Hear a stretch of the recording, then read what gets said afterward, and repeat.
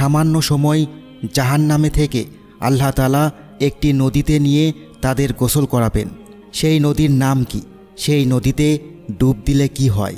পুলসিরাত জান্নাতে পৌঁছানোর একমাত্র পথ। কোরআন ও হাদিসে জাহান্নামের উপর নির্মিত সেতুকে পুলসিরাত বোঝানো হয়েছে। হাসরের ময়দানে জান্নাত ও জাহান্নাম হাজির করা হবে।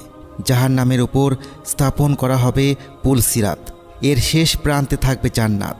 এটি হাসরের ময়দান থেকে জান্নাত পর্যন্ত বিস্তৃত থাকবে।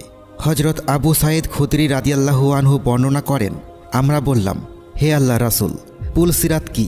তিনি বললেন, পুলসিরাত বড় পিচ্ছিল হবে, তার উপর আঁকশি ও আঁকড়া থাকবে, আরও থাকবে প্রশস্ত কাঁটালো, যার কাঁটাগুলো হবে বাঁকানো।